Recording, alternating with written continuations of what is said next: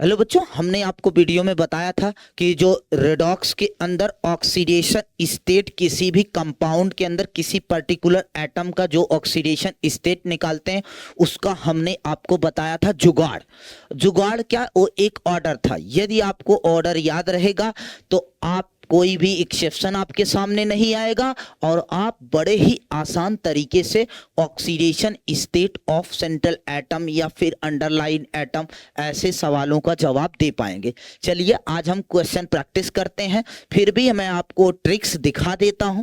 वो ट्रिक्स क्या है? ये है ऑक्सीडेशन स्टेट निकालने का ट्रिक्स। ग्रुप नंबर 1 के अंदर +1 होता है, ग्रुप नंबर 2 के अंदर +2 होता है, एल्युमिनियम स्कैंडियम जिंक के अंदर +3 +3 +2 पाया जाता है, फ्लोरीन के अंदर -1 होता, ऑक्सीजन के अंदर -2 होता, क्लोरीन ब्रोमीन आयोडीन में -1 देखने को मिलता। और हाइड्रोजन के लिए हमने स्पेशली बताया कि हाइड्रोजन के लिए मेटल में -1 होता है एंड नॉन मेटल के साथ जब हाइड्रोजन होता है तो इसका क्या होता है बच्चों? +1 होता है।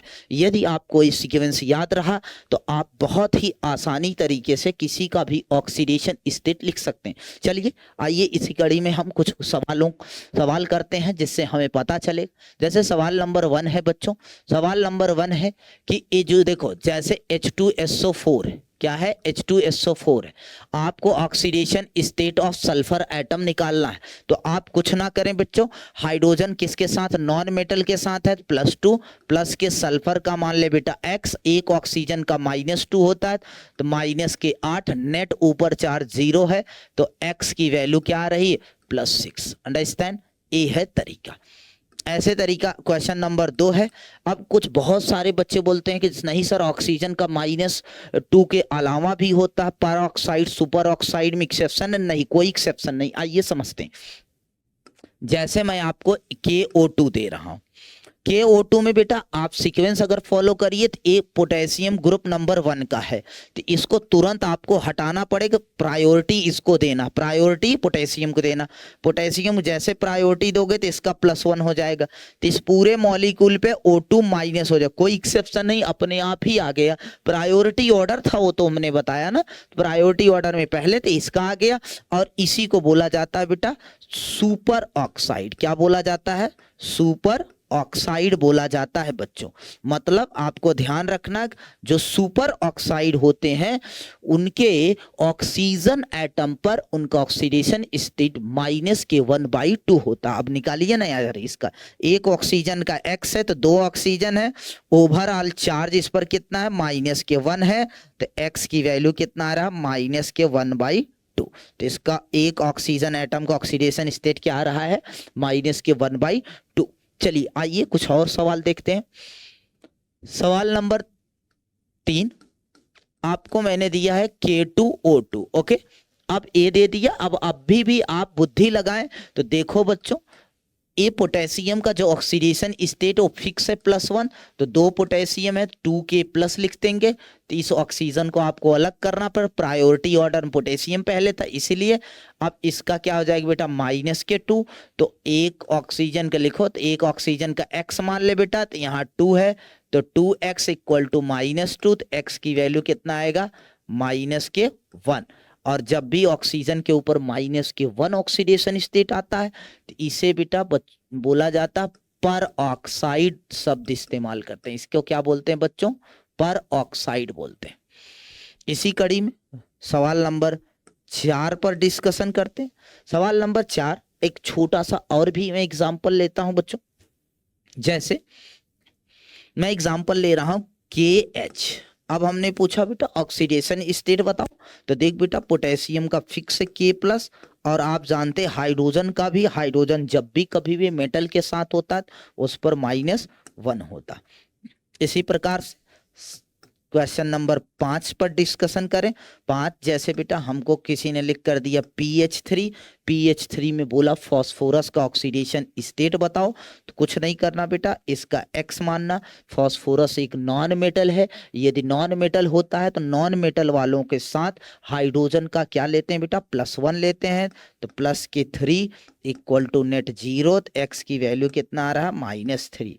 ओके, इसी प्रकार से यदि हमें क्वेश्चन नंबर 6 ले लूं बच्चों, जैसे लाइक NH3 ले लूं। अब इसमें नाइट्रोजन का अगर मैं ऑक्सीडेशन स्टेट निकालूं बच्चों तो x और प्लस के 3, नेट चार्ज 0, तो एक्स की वैल्यू कितना आ रही है -3। कभी कभी सवाल पूछते हैं बेटा, क्वेश्चन नंबर 7 में डिस्कशन करें। क्वेश्चन नंबर 7 में जैसे मान लीजिए NH4Cl, ध्यान से बुद्धि लगाना, NH4Cl है बेटा। जब भी कभी भी कोई सॉल्ट देता है तो आप अगर दिमाग लगाओ तो आप पहले अलग करिए उस सॉल्ट को, अगर एज अ पॉसिबल है, क्योंकि बेटा अगर आप अलग नहीं करोगे तो कन्फ्यूजन आएगा। इसे जब सेपरेट करोगे तो आपके पास बनेगा NH4+ एंड Cl-। तो आपको क्लोरीन का ऑक्सीडेशन स्टेट तो दिख गया, लेकिन अब नाइट्रोजन का पूछे तो नाइट्रोजन का कैसे निकालोगे। नाइट्रोजन का X मान लीजिए, 4 hydrogen plus 4 equal two plus के 1, तो X की वैल्यू यहाँ क्या आएगा -3। क्या आपको ये बात समझ में आया। ऐसे ही तरीके से आपको जवाब देने हैं। जैसे और भी मैं कुछ सवालों पर आता हूं कि इसमें क्वेश्चन नंबर कौन सा था बच्चों, क्वेश्चन नंबर 7 था। 7 के बाद हम आते हैं बेटा सवाल नंबर 8 पर। क्वेश्चन नंबर 8 पर कुछ बातें कर लेते हैं। क्वेश्चन नंबर 8 पर देख बेटा, तो अब हम कुछ और भी प्रकार के डिस्कशन करते हैं। जैसे फॉर एग्जांपल P2O6 का डिस्कशन करें। P2O6 फॉस्फोरस का, तो देख बेटा फॉस्फोरस, 2 फॉस्फोरस, 1 फॉस्फोरस के X मान लो। ऑक्सीजन का क्या होगा बच्चों, 1 का -2 होगा। 6 फॉस्फोरस है, 6 के लिए आप क्या बोल पाओगे बच्चों, देखो 6 के लिए बोल पाओगे 12 इक्वल टू नेट 0। तो X की वैल्यू कितना आएगी बच्चों, देखिए जरा, तो आएगा आपका +6, जो कि बेटा पॉसिबल नहीं है। क्यों, क्योंकि बेटा ये अब मैं आपको बताऊंगा छोटा सा जुगाड़, कोई एक्सेप्शन नहीं है।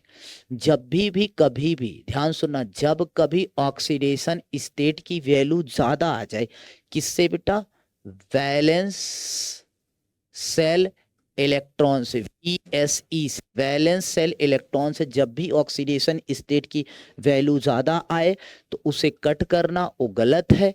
तो फिर कैसे लगाएंगे, उसका ऑक्सीडेशन स्टेट किसके बराबर होगा, वैलेंस सेल इलेक्ट्रॉन के बराबर हो जाएगा। तो बच्चों फास्फोरस के वैलेंस सेल में इलेक्ट्रॉन 5 होते हैं, तो 6 कहाँ से दे देगा, नहीं दे सकता। तो इसका मतलब इसका ऑक्सीडेशन स्टेट +5 आएगा। इसका मतलब इसमें क्या देखने को मिल सकता हमें बेटा, पर ऑक्सी लिंकेज देखने को हमें मिलेगा। जैसे और भी डिस्कशन करते हैं, और भी इंपॉर्टेंट चीजें हैं। क्वेश्चन नंबर 9 पर डिस्कस करते हैं। जैसे H2S2O8, इसे कहा जाता है बच्चों मार्शल एसिड कहा जाता है। अगर मैं सल्फर का ऑक्सीडेशन स्टेट कायदे से X मेथड से निकालूं तो देख बेटा +2 प्लस के X, sorry 2x, okay, minus के 16 इक्वल टू 0। तो देख बेटा X की वैल्यू कितना आएगी, देखो कितना आ रहा है, +7। आप बताओ सल्फर के वैलेंस सेल में इलेक्ट्रॉन कितने होते बच्चों, सल्फर के वैलेंस सेल में इलेक्ट्रॉन 6 होते, कितने होते हैं, तो आप लिखोगे बेटा इन सल्फर एटम, किसमें, सल्फर एटम के अंदर, in sulphur atom valence shell electron equal to 6। तो इसका मतलब जो इस कंपाउंड के अंदर जो oxidation state of sulphur atom आएगा वो कितना आएगा बच्चों, +6। और इसका मतलब है इसमें हमें क्या देखने को मिलेगा, पर ऑक्सी लिंकेज। यदि आपको इसका स्ट्रक्चर याद हो तो मैं दिखा भी देता हूं। इसका स्ट्रक्चर बोलते हैं लोग, बना करके चेक करना होता, कुछ ना चेक करो, आपका ऑक्सीडेशन स्टेट आ गया। यदि हाँ, अब जब आप पर ऑक्सी लिंकेज पढ़ रहे होंगे, जब ऑक्सी कंपाउंड आपको पढ़ोगे तो वहां पर आपके लिए इसका स्ट्रक्चर अपने आप ड्रॉ हो जाता, आपको स्ट्रक्चर नहीं याद रखना।